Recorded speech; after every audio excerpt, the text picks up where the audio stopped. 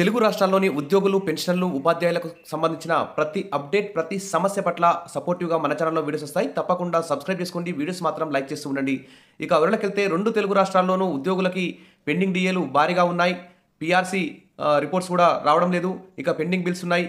Health scheme సరిగ్గా అమలు కావడం లేదు. ఏరియర్స్ కూడా మరి అకౌంట్‌లో జమ చేయడం లేదు. ఈ విధంగా ప్రభుత్వాలు ఉచిత పథకాలకు ఇస్తున్న ప్రియారిటీ ఉద్యోగుల సంక్షేమానికి ప్రతి 6 నెలలకోసారి హక్కుగా రావాల్సిన డీఏల విషయంలోనూ, ప్రతి 5 ఏళ్లకోసారి హక్కుగా ఇవ్వాల్సిన పీఆర్సీ విషయంలోనూ, ఒకవేళ పీఆర్సీ ఆలస్యమైతే మధ్యంతర భృతి ఇవ్వడంలోనూ ప్రభుత్వాలైతే చాలా నిర్లక్ష్య వైఖరితో ఉన్నాయి. మరి ఉచిత పథకాలకి బడా కార్పొరేట్ కంపెనీలకు లక్షల కోట్లు ఖర్చు పెడుతున్నటువంటి ప్రభుత్వాలు మరి ప్రజలకు ఇటు ప్రభుత్వానికి తమ యొక్క జీవితాన్ని అంకితం చేసి 9 to 4 తమ యొక్క విధి నిర్వహణలో ఉంటున్నటువంటి పథకాలన్నింటినీ సక్సెస్ చేస్తున్నటువంటి ఉద్యోగులను మాత్రం ప్రభుత్వం గాలికి వదిలేయడం అన్యాయం. మరి ఎమ్మెల్యేలు, ఎమ్మెల్సీలు వారందరికీ కూడా జీతాలు ఎవరికి చెప్పకుండా గుట్టు చప్పుడు కాకుండా మరి చట్టసభల్లో జీవోలు తీసి పెంచుకుంటారు. కానీ ఉద్యోగులు, పెన్షన్లు సమ్మెలు, ధర్నాలు చేసినా మరి పట్టించుకోవడం లేదు. అందుకోసమే ఇటీవలి కాలంలో మరి ఉద్యోగులు, పెన్షన్లు అయితే తమ యొక్క రావాల్సినటువంటి డీఏలు కానీ, ఇతర బెనిఫిట్స్ కానీ, రిటైర్మెంట్ బెనిఫిట్స్ కానీ, ఇతర ఆర్థిక సౌకర్యాల కోసం మరి కోర్టులు కూడా ఆశ్రయిస్తుండడం 2 తెలుగు రాష్ట్రాల్లోనూ, భారతదేశ వ్యాప్తంగా ఇతర రాష్ట్రాల్లో కూడా చూస్తున్నాం. మరి కోర్టులు కూడా ఉద్యోగులు, పెన్షన్లకి సపోర్టివ్‌గా కొన్ని కీలక ఆదేశాలు అయితే జారీ చేస్తున్నాయి. మరి ప్రభుత్వాలు ఆ కీలక ఆదేశాలను కూడా పట్టించుకోకపోవడం అన్యాయమని చెప్పుకోవచ్చు. ఇక్కడ ఇలాంటి ఉద్యోగులకి, పెన్షన్లకి సపోర్టుగా ఏపీ హైకోర్టు ఇచ్చినటువంటి తీర్పు కూడా ఒక ఉద్యోగులకు, పెన్షన్లకు గుడ్ న్యూస్ అని చెప్పుకోవచ్చు. మరి ఉద్యోగ సంఘాల జేఏసీ కూడా చాలా క్రియాశీలకంగా వ్యవహరించి సగటు సాధారణ ఉద్యోగుల ఆకాంక్షల మేరకే ప్రభుత్వాలతో చర్చలు జరిపి తమ ఉద్యోగుల యొక్క డిమాండ్లన్నింటినీ సాధించుకోవాలి. అందుకోసం ఇటు తెలంగాణ కానీ, ఏపీ కానీ ఇటు క్యాబినెట్ సబ్ కమిటీలు వేశారు. పీఆర్సీ కమిటీలని తెలంగాణలో పీఆర్సీ కమిటీ వేశారు. పీఆర్సీ కమిషన్ రిపోర్ట్ అయితే ఇంతవరకు రాలేదు. ఏపీలో మధ్యంతర భృతి లేదు. అసలు పీఆర్సీ కమిషన్ ఏర్పాటే జరగలేదు. ఇక పెన్షన్లకు కూడా రిటైర్మెంట్ బెనిఫిట్స్ కూడా రావడం లేదు. అందుకోసం పలువురు అయితే కోర్టులను అయితే ఆశ్రయిస్తున్నారు. ఈ వీడియోలో పూర్తిగా ఏపీ హైకోర్టు ఇచ్చినటువంటి ఒక తీర్పు గురించి చూద్దాం. ఇది ఉద్యోగులకు, పెన్షన్లకు గుడ్ న్యూస్ అని చెప్పుకోవచ్చు. ఇక ఉద్యోగులు డీఏలు, పీఆర్సీ, రిటైర్మెంట్ బెనిఫిట్స్ కోసం హైకోర్టుకు వెళ్లిన సందర్భంలో గతంలో హైకోర్టు ప్రభుత్వానికి కొన్ని కీలక ఆదేశాలు జారీ చేస్తూ వస్తున్నాయి. ఉద్యోగుల రిటైర్మెంట్ బెనిఫిట్ చెల్లించడంలో ఆలస్యంపై హైకోర్టులు తీవ్ర అభ్యంతరం వ్యక్తం చేస్తున్నాయి. ఇవి ఉద్యోగుల హక్కులు, ప్రభుత్వం దాతృత్వం కాదని పేర్కొంది. ఈ విషయంలో అనేక మంది ఉద్యోగులు కోర్టును ఆశ్రయించగా మరి పిటిషనర్లకు 8 వారాల్లోగా ప్రయోజనాలు చెల్లించాలని తెలంగాణకు సంబంధించి ఇక్కడ రిటైర్డ్ ఉద్యోగులకు సంబంధించి తెలంగాణ హైకోర్టు కూడా తీర్పిచ్చింది. తర్వాత సుప్రీంకోర్టు కూడా మరి ఉచితాలపై ఖర్చు పెట్టకండి, ఉద్యోగుల సంక్షేమాన్ని కూడా చూడండి, సుప్రీంకోర్టు కూడా ఆదేశాలు జారీ చేసింది. మరి ఇక్కడ రిటైర్మెంట్ బెనిఫిట్స్ చెల్లింపులు ఆలస్యం జరుగుతుండడం వల్ల మరి గ్రాట్యుటీ, పెన్షన్ వంటి ప్రయోజనాలు చెల్లించడంలో తీవ్ర జాప్యం జరుగుతుండడంతో ఉద్యోగులు మరి ఇది హైకోర్టు అయితే గుర్తించింది. ఇక ఉద్యోగుల హక్కులు, బెనిఫిట్స్ అనేవి ఉద్యోగులు కష్టపడి క్రమశిక్షణతో తమ యొక్క సర్వీస్ మొత్తంలో సంపాదించుకున్న సొంత ఆస్తి అని, వాటిని దాతృత్వంలా, దానంలా, ఒక కానుకలా చూడడం సరికాదని హైకోర్టు అయితే స్పష్టం చేసింది. ఇక హైకోర్టు ఆదేశాలు పిటిషనర్లకు 8 వారాల్లోపు రిటైర్మెంట్ బెనిఫిట్ చెల్లించాలని కూడా తెలంగాణ హైకోర్టు కూడా ఆదేశించింది గతంలో. మరి పాత తీర్పుల ప్రభావం, గతంలో సుప్రీంకోర్టు ఇచ్చిన ఒక తీర్పు ప్రకారం ఉద్యోగ విరమణ చేసిన ఉద్యోగులందరినీ సమానంగా చూడాలని, చివరి జీతంలో 50% సమానమైన పెన్షన్ ఇవ్వాలని స్పష్టం చేసింది. కానీ ప్రభుత్వాలు ఇప్పుడు సిపిఎస్ అని, ఎన్పిఎస్ అని ఈ విధంగా రకరకాల పెన్షన్ పథకాలు తీసుకొచ్చి ఉద్యోగులను అయితే తీవ్ర నష్టానికి అయితే గురి చేస్తున్నాయి. ఇక ఈ ఆలస్యాల వల్ల ఉద్యోగులు అయితే ఇబ్బందులు పడుతున్నారు. అందుకే ఉద్యోగులు గతంలో కొన్ని రాష్ట్రాల్లో అయితే రక్తంతో లేఖలు రాసి ప్రధానమంత్రికి పంపించారు. మరి ధర్నాలు చేసిన పీఆర్సీలు, డీఏలు ఇవ్వడం లేదు, సమ్మెలు చేసిన ఐఆర్లు ఇవ్వడం లేదు, మరి వినతి పత్రాలు ఇచ్చిన మరి పెండింగ్ బిల్స్ ఇవన్నీ కూడా విడుదల చేయడం లేదు. మరి ఎవరికి చెప్పుకోవాలో అర్థం కాని పరిస్థితిలో మరి ఉద్యోగులు, పెన్షన్లందరూ కూడా మరి ఇక్కడ హైకోర్టును అయితే ఆశ్రయిస్తున్నారు.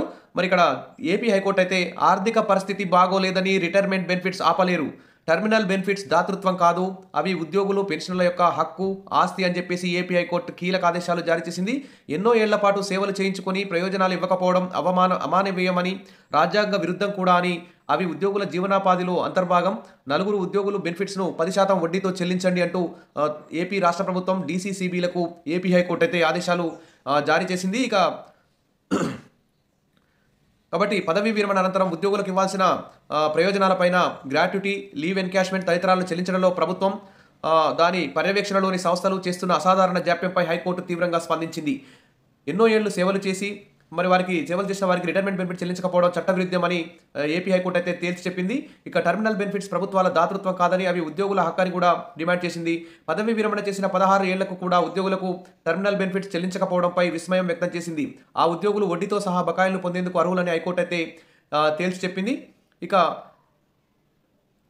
వారికి రిటైర్ అయినప్పటికీ వారికి గ్రాట్యుటీ, లీవ్ ఎన్కాష్మెంట్ వంటి టర్మినల్ బెనిఫిట్స్ చెల్లించలేదు. వీటి కోసం ప్రభుత్వం డీసీసీబీలతో పోరాడి అలసిపోయిన రిటైర్ అయినటువంటి ఉద్యోగులు మరి హైకోర్టును అయితే ఆశ్రయించారు. కొంతకాలం మరి హైకోర్టు అయితే ఆ కేసును క్షుణ్ణంగా పరిశీలించి మొత్తం వారికి వడ్డీతో సహా చెల్లించాలని చెప్పేసి చెప్పింది. ఇక ఇరుపక్షాల వాదనలు విన్న న్యాయమూర్తి జస్టిస్ మహేశ్వరరావు ఇటీవల కీలక తీర్పు అయితే వెలువరించారు. రిటైర్ అయిన 16 ఏళ్లకు కూడా వారికి ఇవ్వాల్సిన రిటైర్మెంట్ బెనిఫిట్స్ ఇవ్వకపోవడం అమానవీయమని, రాజ్యాంగ విరుద్ధమని కూడా చెప్పింది. ఉద్యోగి పదవి విరమణ చేసి దరఖాస్తు చేసుకున్న నాటి నుంచి 90 రోజుల్లోపు చెల్లించాలి, లేదంటే ఆ రోజు నుంచి వడ్డీ కూడా చెల్లించాలి. దీని ప్రకారం ఈ కేసులో పిటిషనర్లు చట్ట ప్రకారం వడ్డీ పొందేందుకు అర్హులు. ఇది యజమాని విచక్షణపై ఆధారపడి ఉండదు. గ్రాట్యుటీ, లీవ్ ఎన్కాష్మెంట్, ఇతర ప్రయోజనాలను పిటిషనర్లు లేదా వారి కుటుంబ సభ్యులకు 10% సంవత్సర వడ్డీతో చెల్లించాలి. ఫ్యామిలీ మెంబర్ సర్టిఫికెట్లు పరిశీలించి ఆ తర్వాత 8 వారాల్లో చెల్లించాలి. కోర్టు ఖర్చుల కింద పిటిషనర్లు ఒక్కొక్కరికి 10,000 ప్రభుత్వం, డీసీసీబీ, పిఎస్ఈఎస్ చెల్లించాలి. టర్మినల్ బెనిఫిట్స్లో పిఎస్ఈఎస్ నుంచి రావాల్సిన వాటాను వసూలు చేసినందునే చేసుకునే హక్కు డీసీసీబీకి ఉంది. పిఎస్ఈఎస్ వాటా చెల్లించలేదు కాబట్టి పిటిషనర్లకు టర్మినల్ బెనిఫిట్ చెల్లించలేకపోయామన్న డీసీసీపీ వాదన చట్టబద్ధం కాదని జస్టిస్ మహేశ్వరరావు తన తీర్పులో అయితే పేర్కొన్నారు. ఇది ఒక ఉద్యోగులకు గుడ్ న్యూస్ అని చెప్పుకోవచ్చు. పెన్షనర్లకు కూడా ఈ తీర్పు సపోర్ట్గా ఉందని చెప్పుకోవచ్చు. ఇక టర్మినల్ బెనిఫిట్స్ దాతృత్వం కాదు, హక్కు. 4 ఉద్యోగులకు ఈ 10% వడ్డీతో చెల్లించండి అని చెప్పి తీర్పు ఇవ్వడం ఇది ఉద్యోగులకు నిజంగా ఉద్యోగ సంఘాల జేఏసీ కూడా ఇది ఒక సపోర్టుగా ఉండేటువంటి తీర్పు అని చెప్పుకోవచ్చు. ఆల్రెడీ తెలంగాణలోనూ, ఏపీలో కూడా క్యాబినెట్ సబ్ కమిటీలు వేశారు, జాయింట్ స్టాఫ్ కౌన్సిల్ వేశారు. ఇవన్నీ కూడా మరి ఉన్నాయి. అయినా కానీ ఉద్యోగుల సమస్యలు పరిష్కారం కావడం లేదు. అసలు ఉద్యోగుల సమస్యల పరిష్కారానికి ప్రభుత్వం ఖచ్చితంగా చర్యలు తీసుకోవాలి. ఉద్యోగ సంఘాలతో మరొకసారి కూడా ఏపీ, తెలంగాణ ప్రభుత్వాలు చర్చలు జరిపి ఖచ్చితంగా మరి ఉద్యోగులకు రావాల్సినటువంటి పెండింగ్ డిఏలు, పీఆర్సీ కానీ, మధ్యంతర వృత్తి కానీ, తర్వాత పెండింగ్ బిల్స్, ఈహెచ్ఎస్పై కూడా కీలక నిర్ణయం ప్రకటించాలని చెప్పేసి ఇక్కడ ఉద్యోగులందరూ కూడా ఎదురు చూస్తున్నారు. ఇక ఉద్యోగ సంఘాల జేఏసీ కూడా ప్రభుత్వానికి తొత్తులుగా మారకుండా సగటు సాధారణ ఉద్యోగుల ఆకాంక్షల కోరికల మేరకు వ్యవహరించి ప్రభుత్వం మీద ఒత్తిడి తీసుకురావాలి. అవసరమైతే ఉద్యోగ సంఘాల జేఏసీ అత్యవసర సమావేశాన్ని ఏర్పాటు చేసుకొని ఉద్యోగుల యొక్క డిమాండ్లను ఖచ్చితంగా మరి ఏపీలో అయితే డిఏలు 4 పెండింగ్లో ఉన్నాయి. మధ్యంతర వృత్తి ఇంతవరకు ప్రకటించలేదు. పీఆర్సీ కమిషన్ని ఇంతవరకు ఏర్పాటు చేయలేదు. ఖచ్చితంగా మరి ఏపీ క్యాబినెట్ మీటింగ్ కూడా 10వ తేదీన నిర్వహించబోతున్నారు. ఈ క్యాబినెట్ మీటింగ్లో ఖచ్చితంగా ఉద్యోగులకు సంబంధించి మధ్యంతర వృత్తి ఖచ్చితంగా ప్రకటించాలి. తర్వాత పీఆర్సీ కమిషనర్ను కూడా నియమించాలని చెప్పేసి ఉద్యోగులందరూ కూడా ఎదురు చూస్తున్నారు. ఖచ్చితంగా ఈ క్యాబినెట్ మీటింగ్లో సీఎం చంద్రబాబు నాయుడు గారు ఏపీ ఉద్యోగులు, పెన్షనర్లకు, ఉపాధ్యాయులందరికీ మధ్యంతర వృత్తి 30%, పీఆర్సీ 3 సభ్యులతో కూడినటువంటి కమిషనర్ కూడా ఏర్పాటు చేయాలి. ఆల్రెడీ కేంద్ర ప్రభుత్వం కూడా పీఆర్సీ కమిషనర్ కూడా నియమించింది. మరి కేంద్ర ప్రభుత్వం బాటలోనే తెలుగు రాష్ట్రాలు కూడా నడవాలని చెప్పేసి సగటు సాధారణ ఉద్యోగులు, ఉద్యోగ సంఘాల జేఏసీ అందరూ కూడా కోరుకుంటున్నారు. మొత్తానికైతే ఏపీ హైకోర్టు, ఇటు తెలంగాణ హైకోర్టు ఉద్యోగులకి, రిటైర్మెంట్ అయినటువంటి పెన్షనర్లకు కూడా సపోర్టుగా తీర్పులు ఇవ్వడం గుడ్ న్యూస్ అని చెప్పుకోవచ్చు. ఇటు ప్రభుత్వాలు ఉద్యోగులకు సపోర్టుగా నిర్ణయాలు తీసుకోకపోయినా ఇటు కోర్టులైనా కనీసం ఉద్యోగులకి, పెన్షన్లకు మద్దతు ప్రకటించడం ఇది ఒక గుడ్ న్యూస్ అని చెప్పుకోవచ్చు. ఇక భవిష్యత్తులో మరి పెండింగ్ డిఏలు మరి ఇంకా పెరిగిపోయే అవకాశం ఉంది. పీఆర్సీ కూడా ఆలస్యం కావడం, ఇతర మరి పెండింగ్ బిల్స్ ఉండడం, ఈహెచ్ఎస్ అమలు వీటన్నిటి మీద కూడా మరి కోర్టుకు వెళ్ళడం తప్పదా అనేటువంటి సందేహం అయితే కలుగుతుంది.